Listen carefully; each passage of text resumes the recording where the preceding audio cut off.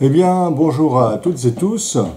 Aujourd'hui, je vais vous faire une petite explication de la recette du vin de mai, le Maigetrank. Ce vin à l'aspérule que nous pouvons faire au mois de mai, au moment où l'aspérule fleurit. Qu'est-ce que c'est que l'aspérule? D'abord, il s'agit de l'aspérule odorante, qui est une espèce d'aspérule que l'on retrouve communément dans l'est de la France, dans les massifs montagneux comme le Jura, la Chartreuse, le Vercors, par exemple, en Auvergne aussi, également en Bourgogne, dans certains endroits de la région parisienne, dans les bois frais et notamment de hêtres. Donc vraiment, et puis on en trouve encore dans les Vosges et bien sûr en Alsace, ainsi qu'en Lorraine, en Ardennes, etc. Cette plante est beaucoup plus rare dans le Midi et dans le sud de la France en général. C'est une plante extrêmement aromatique quand elle a séché. Alors on voit ici cette plante séchée qui est caractéristique avec ses feuilles verticillées en général par 8. Des fleurs, là elles sont séchées, on ne les voit pas, mais elles sont séchées. Des fleurs quand elles sont fraîches, elles sont blanches et inodores ou quasiment inodores quand elles sont fraîches. Une fois séchée, cette plante développe des arômes que l'on compare à du foin aromatique, un peu vanillé. C'est une plante qui, quand elle est séchée, développe des acénocoumarols et des coumadines, ce qui la rend fluidifiante du sang. Donc pour les personnes qui sont sous fluidifiant sanguin, cette plante ne sera pas indiquée. Par contre, c'est une plante également qui est calmante. C'est un bon calmant léger.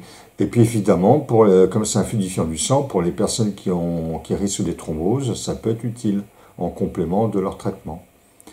Ou si elles n'ont pas de traitement en prévention. Alors, évidemment, cette plante, on va l'utiliser pour faire cette boisson qu'on appelle le vin de mai, qui est une boisson apéritive absolument délicieuse. Ici, vous voyez un vin de mai que j'ai fait il y a 2 ans, à peu près. Et là, je n'y ai mis que du vin blanc, du sucre et des brins d'aspérule séchés. Là, dans la recette que je vais vous présenter, je vais mettre mes brins d'aspérule dans le vin blanc. Alors, l'idéal, c'est de choisir un vin blanc d'Alsace. Là, j'ai pris un vin blanc de Bordeaux, mais ça marche tout aussi bien. On peut prendre un vin d'Alsace, on peut prendre alors, un vin sec, bien sûr. Voilà, je vais mettre mes brins d'aspérule séchés dans le vin en question. Je ne vais pas en mettre beaucoup parce que la bouteille n'est pas remplie de vin, elle n'est pas pleine, elle est aux 3/4 ou 2/3 vide. Donc je vais mettre mes quelques brins d'aspérule. Voilà. L'aspérule séchée. Alors, il faut la faire sécher minimum, pour qu'elle développe ses arômes, il faut la faire sécher minimum 5-6 jours à peu près. Et alors, si vous ne mettez pas de sucre dans le vin, avec les brins d'aspirule, le vin en question sera à boire dans les 8 jours qui suivent la macération, la mise à macération de ces brins d'aspirule. Si on veut conserver le vin d'aspirule, il faut bien sûr mettre du sucre. Mais on peut très bien ne pas mettre de sucre et consommer ce vin d'aspirule au bout de 8 jours de macération. On a un apéritif déjà qui est excellent. Par contre, qui est très diurétique, donc ça, il faut juste prévenir et préparer les toilettes, parce que c'est quand même très diurétique. Voilà pour mon brin d'aspirule que je mets ici. Vous voyez, c'est tout simple. Il faut bien sûr connaître bien la botanique et la spirule odorante. On ne va pas jouer aux apprentis sorciers, bien sûr. Alors, voilà. Et je vais en remettre encore un dernier brin, celui-ci par exemple, qui est pas mal du tout. Voilà. Voilà mon brin d'aspirule. Hop, en entier. Il y a une petite feuille qui est partie par là. Je la mets là-dedans. Je vais secouer pour bien faire tomber les brins d'aspirule dans le vin et bien que ça macère bien comme il faut. Voilà. c'est parfait. Alors, souvent, dans le vin de mai, on y rajoute des écorces d'agrumes. C'est pour ça que vous voyez ici des écorces d'orange. Hein. Alors, on va choisir des écorces d'orange bio, bien sûr, non traitées, donc bio de préférence. Hein. Enfin, même bio, pas de préférence. Vraiment, il faut des oranges bio. Pourquoi? Parce que l'orange pas bio, en général, même si elle n'est pas traitée après récolte, elle est traitée avant récolte, et on retrouve, dans les écorces, on retrouve des pesticides. Hein, c'est quand même pas comme le diphényle, par exemple, pour trouver des traitements comme le diphényle, qui sont quand même toxiques. Donc, vraiment des oranges bio. Alors là, je vais mettre mes écorces d'orange. On peut mettre d'autres écorces d'agrumes. On peut ne pas en mettre aussi. On peut ne pas mettre d'écorces d'agrumes, hein, si on n'aime pas trop les écorces d'agrumes. Moi, personnellement, j'aime beaucoup. Donc, on peut mettre des écorces d'orange. On peut mettre tout à fait des écorces de citron, si on veut. On peut mettre des écorces de pamplemousse, des écorces des kumquats entiers. Hein. Là, en ce moment, je fais macérer un autre vin de mai où j'ai mis des kumquats séchés et des écorces d'orange. Donc là, je vais les laisser macérer longtemps. Et puis, on peut mettre aussi, pourquoi pas, du cédra ou cette fameuse agrume japonaise, le yuzu, si on en trouve, hein, en écorce, ou de la mandarine, ou de la clémentine, pourquoi pas, hein, ça permet de varier un peu les plaisirs, de changer un petit peu la recette du vin de mai. Donc classiquement, c'est avec des écorces d'orange, comme vous voyez ici. Voilà, j'ai presque fini ma petite recette. Vous voyez, c'est très simple.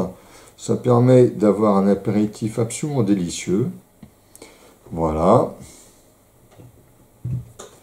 Voilà. Et puis maintenant, il ne me reste plus qu'à mettre des sucres en morceaux, bio de préférence, là aussi.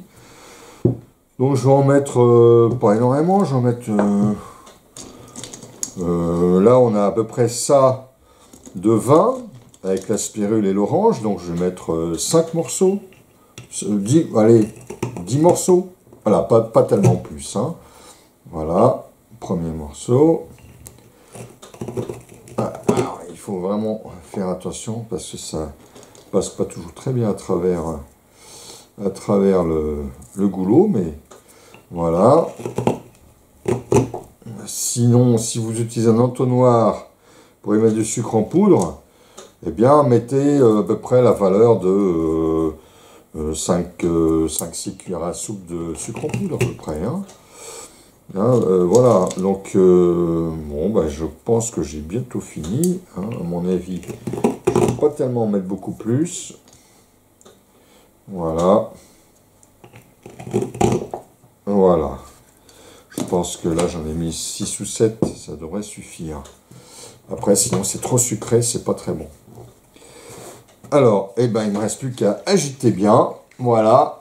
Hop, j'ai bien homogénéisé. Et là, mon vin d'aspirule, je peux l'oublier quelque temps dans mon réfrigérateur. La boisson de mai, le vin de mai, ça se boit frais. Hein. Que vous ayez sucré ou pas sucré, ça se boit frais absolument. En apéritif, c'est absolument délicieux. Ça fait partie des vins de plantes très classiques. Et vraiment, n'hésitez pas, si vous connaissez bien la spirule odorante, n'hésitez pas à en faire. C'est très simple à faire, très facile. Et vous y trouverez un plaisir, je dirais, presque garanti. Hein.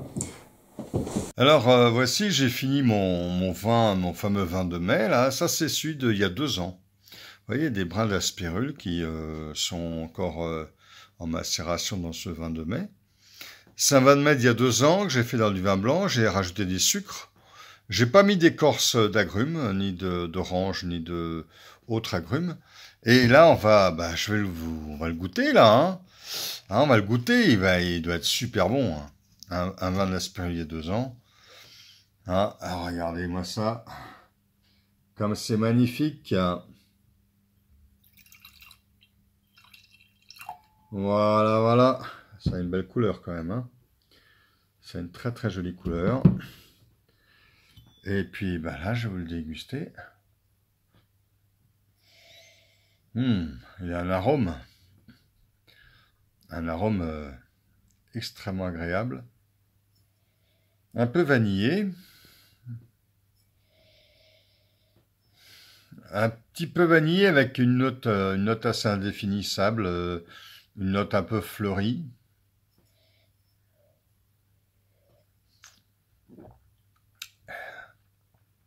Ah ouais, quand même. Ça, c'est excellent.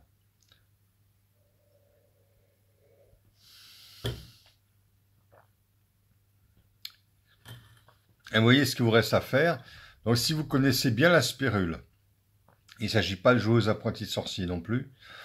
Si vous ne connaissez pas, bah, inscrivez-vous dans les stages botaniques, des sorties botaniques, un peu ici ou là. Et si vous habitez dans l'est de la France, vous en trouverez facilement dans la nature. Si vous habitez dans le Jura, en Chartreuse, dans le Vercors, en Auvergne. En Auvergne, c'est un peu moins commun, mais on en trouve encore. En région parisienne, on peut en trouver. En Champagne, Ardennes.